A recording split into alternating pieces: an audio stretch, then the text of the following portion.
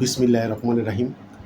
সকালে সূর্য উঠলে যেমন বোঝা যায় সারা দিনটা কেমন যাবে, ইনশাল্লাহ রাজনীতির মাঠটাও আমরা যারা ইদানিং যেই রাজনীতির অবস্থা, বাংলাদেশ আওয়ামী লীগের যে বর্তমান যে অবস্থা, এই যেই মিছিলগুলো হচ্ছে বিভিন্নভাবে সারা দেশে, সেই দিকেই বোঝা যাচ্ছে বাংলাদেশ আওয়ামী লীগ খুব সহসাই আওয়ামী লীগের নিষেধাজ্ঞা উঠে যাবে এবং বঙ্গবন্ধু কন্যা শেখ হাসিনা বাংলাদেশে আসবে। এটা দিনের আলোর মতো সত্য। তবে আমি একটি কথা বলবো যে আওয়ামী লীগ জীবনে যদি কোনো ভুল করে থাকে, সবচেয়ে বড় ভুল করেছে আওয়ামী লীগের সারা বাংলাদেশে কমিটিগুলা, তৃণমূলের যে কমিটিগুলা যুগ যুগ কমিটি হয় নাই, যার জন্য আওয়ামী লীগ দীর্ঘদিন এত বঙ্গবন্ধু কন্যা শেখ হাসিনা এত উন্নয়ন করার পরও সারা বাংলাদেশে আওয়ামী লীগের কিছু কুলাঙ্গার নেতারা চাঁদাবাজি, সন্ত্রাসী, অপকর্ম করে আওয়ামী লীগকে নিঃশেষ করে দিয়েছে। শুধু একমাত্র আওয়ামী লীগ জীবিত আছে শুধু বঙ্গবন্ধু কন্যা শেখ হাসিনার এই কারিশমারিক নেতৃত্বের কারণে। আর বিএনপি সবচেয়ে বড় ভুল করেছে, আমি বলবো এর প্রায়শ্চিত্তকে ভবিষ্যতে দিতে হবে সে আওয়ামী লীগকে নিষেধাজ্ঞা দিয়ে। আওয়ামী লীগের রাজনীতির নিষেধাজ্ঞা দিয়ে সে জীবনে সবচেয়ে ভুল করেছে, কারণ এটা ভবিষ্যতে তার জন্য একটা বুমেরাং হয়ে দাঁড়াবে। আওয়ামী লীগ এই উপমহাদেশ, দক্ষিণ উপমহাদেশের সবচেয়ে বড় একটি গণতান্ত্রিক দল। এই দলকে নিষেধাজ্ঞা দিয়ে এটাকে ব্যান করে দিবে, এটা কেউ একটা বোকা পাগলতা বিশ্বাস করে না। আর দ্বিতীয় কথা হলো, আপনারা দেখছেন 2024 সালের 5ই আগস্টের উপর বঙ্গবন্ধু কন্যা শেখ হাসিনা চলে যাওয়ার পর, আপনি যেমন বলছি আপনারাও দেখেছেন, সারা বাংলাদেশের প্রথম সবচেয়ে বড় মিছিলটি করেছে চট্টগ্রামের যে ছাত্রলীগের সাধারণ সম্পাদক ছিল, মহানগর ছাত্রলীগের সাধারণ সম্পাদক নুরুল আজিম রনির নেতৃত্বে সবচেয়ে বড় মিছিলটি হয়েছে। এরপর আবার মিছিল হয়েছে নৌফিলের নেতৃত্বে। এরপরে সবচেয়ে বড় মিছিলটি হয়েছে, আপনারা দেখেছেন জিএসি মোড়ে কয়েকদিন আগে আজম নাসিরের নেতৃত্বে, এবং গতকালও দেওয়ানাঠিক আগ্রাবাদে মিছিল হয়েছে বিদ্যুৎ সামনে। যুবলীগের কাফনের কাপড় মাথায় বেঁধে তারা যুবলীগ মিছিল করেছে। এমন আজকেও আপনারা দেখেছেন যে আজকে যে মিছিলটি হয়েছে কুমিল্লাতে, এই যাবৎকালে 2024 সালের 5ই আগস্ট বঙ্গবন্ধু কন্যা শেখ হাসিনা চলে যাওয়ার পর গতকাল কুমিল্লার আখম বাহার তিনি যেই ফেসবুকে লাইভে যেই বক্তব্য দিয়েছেন, এই প্রথম এই বক্তব্য দেওয়ার পর আজকেই সবচেয়ে বড় 2024 সালের 5ই আগস্টের পর বাংলাদেশের মধ্যে যত মিছিল হয় সবচেয়ে বড় মিছিল হয়েছে কুমিল্লা দক্ষিণ ছাত্রলীগের নেতৃত্বে। আজকে আপনারা দেখেছেন গত পরশুদিন নোয়াখালীতে বাদেরহাটে যেই মিছিলটি হয়েছে, বিরাট মিছিল। ওই পুলিশ ওখানকার ওসি বলছে যে আমরা মনে করছি 200-100 লোক হবে, এত 3-4 হাজার লোক হবে আমরা তো কোনোদিন কল্পনা করতে পারি নাই। তো এবারে বোঝেন আজকে ওখানে আবার বিএনপির কর্মীরা মিছিল করছে ওটার বিরুদ্ধে, এই 10-12 জন মিছিল করছে, এই পুলিশের 3-4টা গাড়ির সামনে তারা প্রতিবাদ মিছিল করছে। এখন অবস্থা দেখেন কি অবস্থা হয়ে দাঁড়িয়েছে। আর সবচেয়ে বড় কথা হলো যেই গতকাল যে বাহারবাহী যেই কথাগুলো বলেছে আর কর্মীদেরকে উজ্জীবিত করেছে, এ থেকে বোঝা যায় যে আমার দৃঢ় বিশ্বাস যে বাংলাদেশ আওয়ামী লীগের খুব সহসাই তারা মরণ কামড়টি দিবে।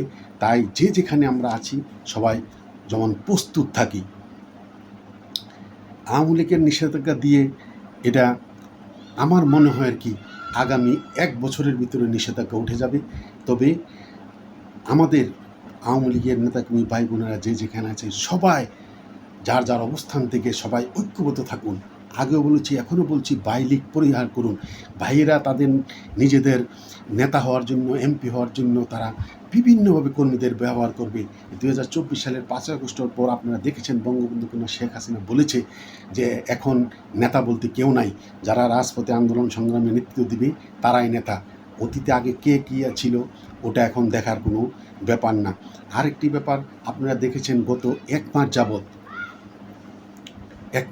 বিভিন্ন যেমন উপদেষ্টা আসিফ নজরুল বলেছে, সে এক প্রশ্নের জবাবে বলেছে আওয়ামী লীগ কি চলে গেছে নাকি? আওয়ামী লীগ আগেও ছিল, এখনও আছে, তাদের কথার মোড় ঘুরে গেছে। রেজনা চৌধুরী বন্যা, সে মনে হয় সম্ভবত অস্ট্রেলিয়া চলে গেছে। আজকে আবার দেখেছি এই উপদেষ্টা ফারুকি, সে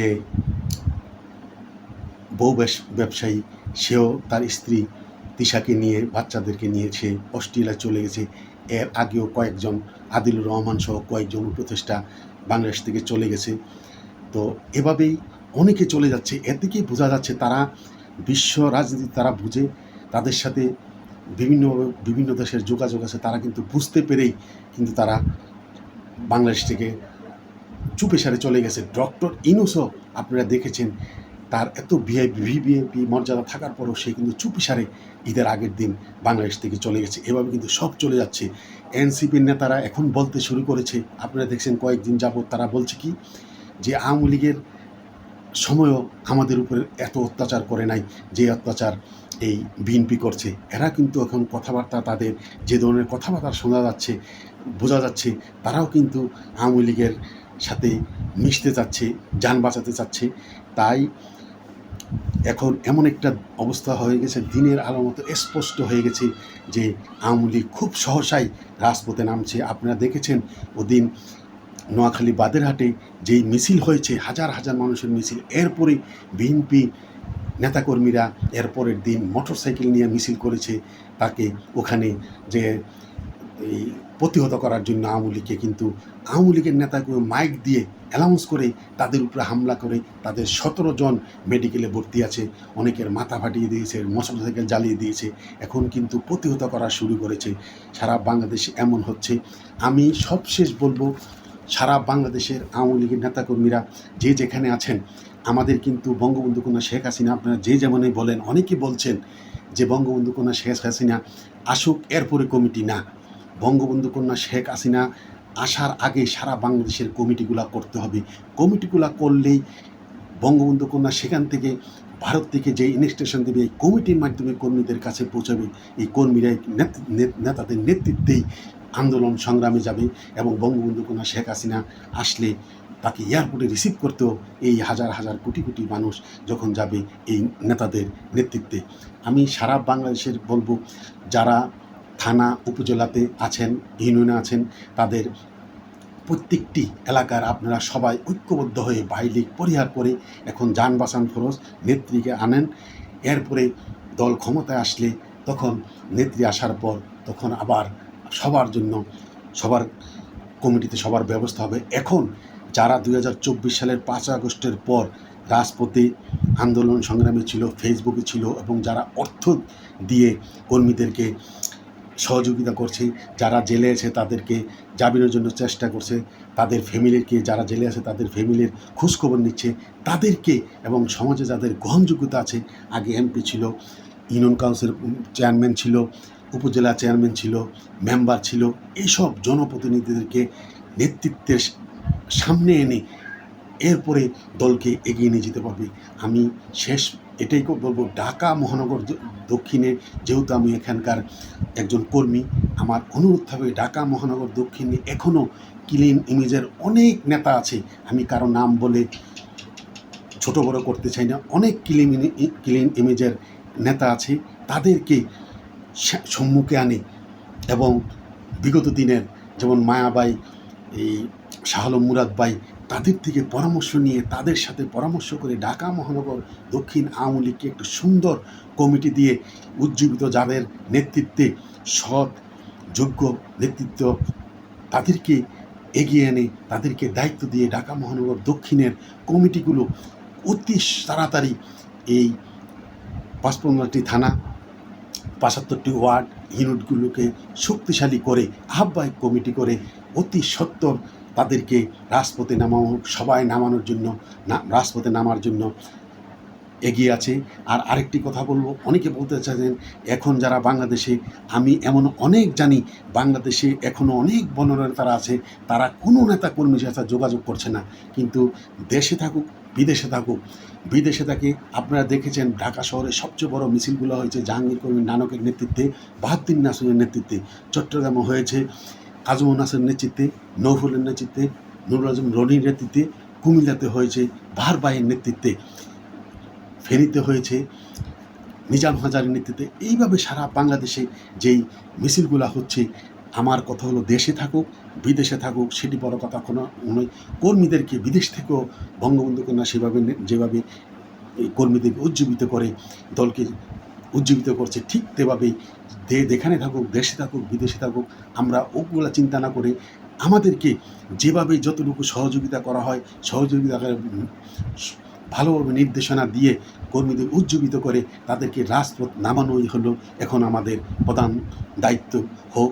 তাই সকল ভেদাভেদ ভুলে আমরা সঠিক নেতৃত্ব, ভালো নেতৃত্ব, কে কোন ভাইয়ের ভাই লীগটি পরিহার করে, আত্মীয় লীগ পরিহার করে যাদেরকে দিয়ে প্রকৃত নেতৃত্ব হবে, সে দেশে থাকুক আর বিদেশে থাকুক, কর্মীদেরকে রাজপথে নামানোর জন্য, নেতৃত্ব দেওয়ার জন্য ওই নেতাদেরকে এই নেতৃত্ব দিয়ে আহ্বায়ক সারা বাংলাদেশের প্রতি থানা, উপজেলায়, ইউনিয়ন কাউন্সিলে, এই ওয়ার্ডে এই আহ্বায়ক কমিটি করে যত তাড়াতাড়ি সম্ভব তাদেরকে রাজপথে নামানো হোক। ঢাকা মহানগর দক্ষিণে আমরা প্রত্যেকটি যার যার নির্বাচনী এলাকায়, থানা, ওয়ার্ডে আপনারা জানেন কারা 2024 সালের 5ই আগস্টের পর অ্যাক্টিভ আছে, তাদের নাম উল্লেখ করে আপনারা এখনোই বিভিন্নভাবে এখনও দেখা গেছে বিভিন্নভাবে আমরা বলতে দ্বিধা নাই, হয়তো কেন্দ্র থেকে বিভিন্ন থেকে, যেহেতু আমরা ফেসবুকে সবসময় অ্যাক্টিভ আছি, আমাদের কাছে মেসেঞ্জারে, হোয়াটসঅ্যাপে আমাদের কাছে নেতাদের নাম চাওয়া হচ্ছে প্রতিটি নির্বাচনী এলাকায়, থানা, ওয়ার্ডে, যে তারা এমনভাবেই তারা বলছে যে কিরা কসম দিয়ে বলছে যে কোনো ভাই বা কোনো পার্চুলিটি না করে যারা সত্যিকারভাবে 2005 সালে 24 আগস্টের পর রাজনীতি অ্যাক্টিভ নেতাকর্মীদের সাথে যোগাযোগ রেখে কাজ করছে, তাদের নামগুলা লিস্ট করে পাঠানোর জন্য হোয়াটসঅ্যাপের মধ্যে, সেভাবেই আমরাও পাঠাচ্ছি। আপনারাও যে যেখানে শুনছেন পাঠান। আমার আবারও কথা যে ঢাকা মহানগর দক্ষিণে সৎ নেতৃত্ব, যাদের ক্লিন ইমেজ আছে, এমন অনেক নেতৃত্ব আছে ইয়ং, এবং যারা ইয়ং তাদের সাথে কিছু সিনিয়র নেতাদের দিয়ে নতুন করে কমিটি করে এই মহানগর কমিটি পুনর্জীবিত করে, তখন আবার নতুন কমিটি করে এই ঢাকা মহানগর দক্ষিণের আওয়ামী লীগকে চাঙ্গা করা হোক। কথা বলে আমার কথা এখানে শেষ করছি। জয় বাংলা, জয় বঙ্গবন্ধু। আবারও বলছি, খুব সহসাই 1 বছরের মধ্যে আওয়ামী লীগের নিষেধাজ্ঞা উঠে যাবে। যে যেখানে আছেন সবাই প্রস্তুত থাকুন, ইনশাল্লাহ পৃথিবীর কোনো শক্তি আমাদেরকে দমিয়ে রাখতে পারবে না। কথা বলে আমার কথা এখানে শেষ করছি। ভাই লীগ নিপাত যাক, আত্মলীগ নিপাত যাক, বাংলাদেশ আওয়ামী লীগ মুক্তি পাক। জয় বাংলা, জয় বঙ্গবন্ধু, জয় হোক বাংলার মেহনতি মানুষের।